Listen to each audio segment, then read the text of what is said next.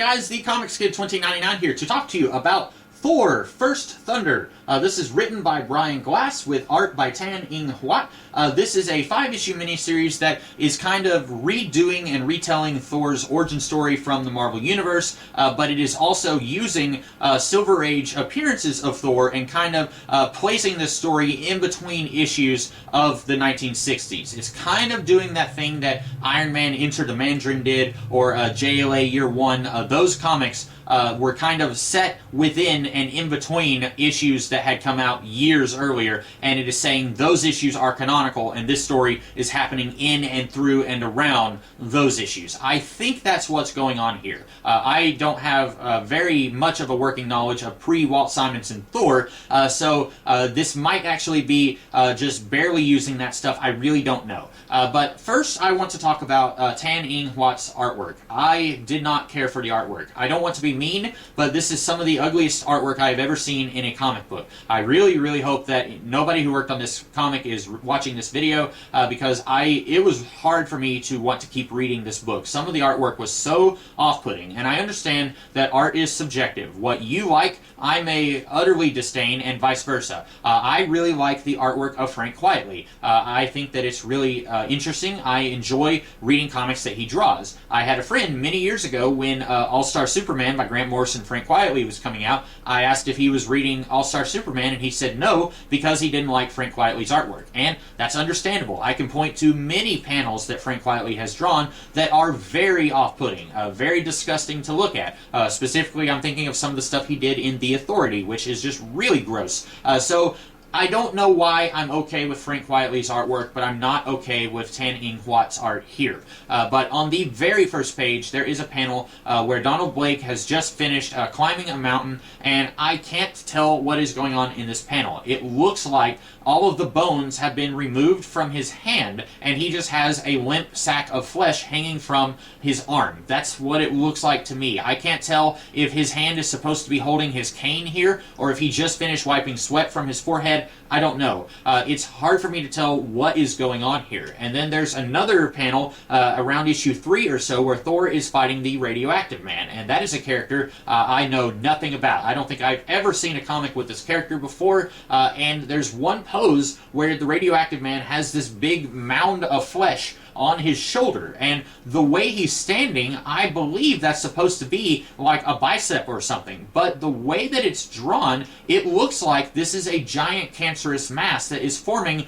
on this guy's shoulder blade. And I thought, looking at that panel, okay, because he has radioactive powers, he is like getting some kind of cancerous mound is growing on him, and then Thor isn't necessarily going to kill him, but all of this disgusting stuff is going to grow on his body, and that's going to kill him. I thought it was going to do something like that, and then it doesn't do that. This is just a really badly drawn bicep on this character, and I am by no means an artist, so I feel like this is a situation where someone could very easily say, if you don't like it, try to do better, and I wouldn't be able to do better, but there are so many better artists out there. It was really difficult for me to keep reading this miniseries. It's only 5 issues long. I actually took a break from this to read another comic book because the artwork was just so off-putting to me. And there were so many more examples I could think of where I couldn't tell what was going on because the artwork wasn't doing a good enough job showing me what was going on.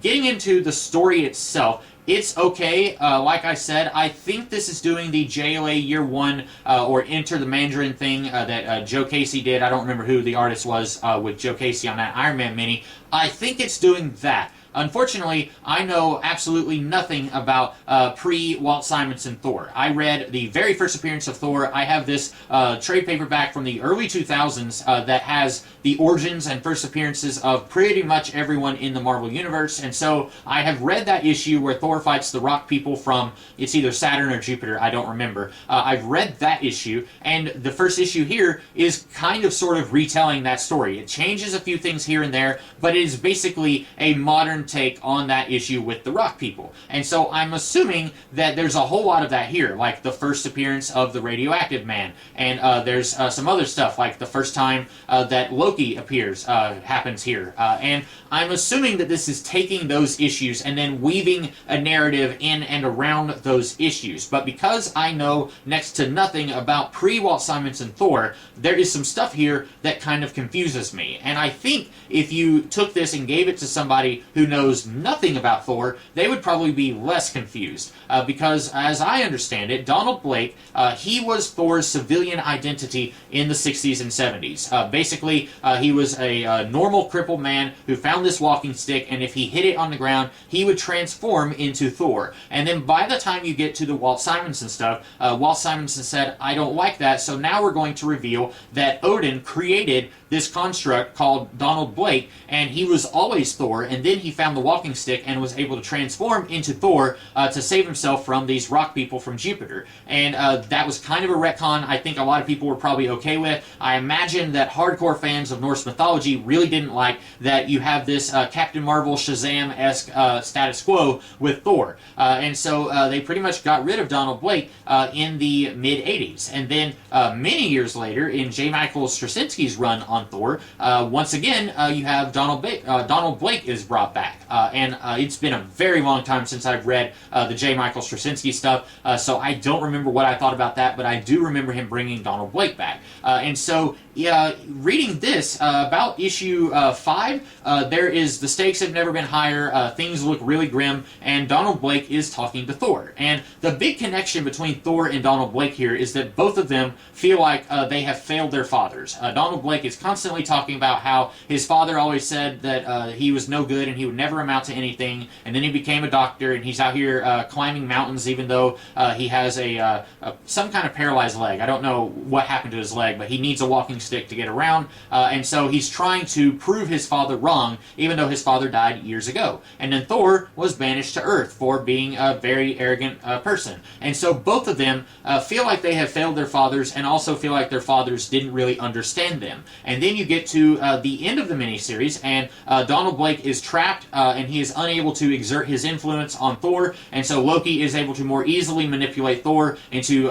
wreaking havoc all over the place on Earth. And then Donald Blake is talking to Odin, and Odin says, you are my son. And then like 2 or 3 pages later, we finally get Donald Blake saying, wait a minute, are you saying you're my father? It's really weird that Donald Blake doesn't immediately react to that. Donald Blake says, yeah, okay, so I need to go down there and help Thor, or maybe you can help Thor. And Odin ends up saying, okay, I can't help you, my hands are tied, the gods are not allowed to interfere with what's going on, but I will tell you how you can get out of this, and then you can help Thor. So Odin is interfering, even though he says he can't. And it's really strange by the end, because you have the Fantastic Four and you have Spider-Man, and they are trying to stop Thor and Loki from creating all this destruction, and the Fantastic Four get completely beaten. Reed, I think, is driven insane. The Thing, his arm is ripped off. Johnny is banished into this winter dimension for years, and then Sue gets suffocated by her force barrier. I don't remember what happens to Spider-Man. I think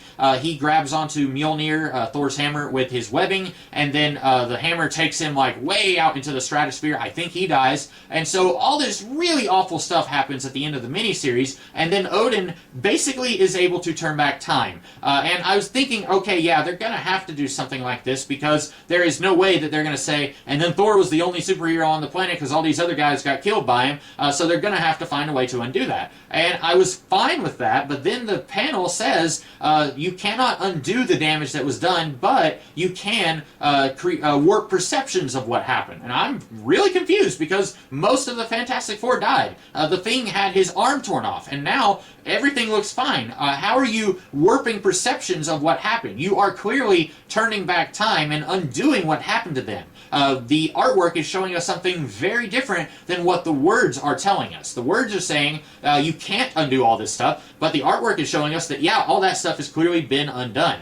So this was weird, and then at the end, I have no idea if Donald Blake remembers that Odin is his father, because, like I said, that's something he doesn't find out until the Walt Simonson run. But here, I don't know if when Odin is turning back time, does that mean that Donald Blake doesn't remember having that conversation with Odin?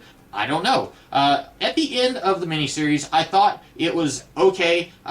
Really, the big breaking point for me was the art. I really did not like the artwork. The story itself is fine. It's not the best Thor story that I've read, but if you had someone who has never seen a Thor movie, has never read a Thor comic, I wish the art was better, but this would be a fine introduction point to Thor. Although, honestly, all the Donald Blake stuff would probably be really confusing to somebody if they read this and then they watched the Thor movies, or if they had seen the Thor movies and then read this, because the movies jettison all of the Donald Blake stuff, and so that's something that it was part of the Thor status quo in the 60s, and so this story, trying to kind of be set in that time frame, is using that, but that's something that a lot of people probably aren't too familiar with now, if I had to guess. But that was my thoughts on Thor: First Thunder. I wasn't really feeling this one, unfortunately.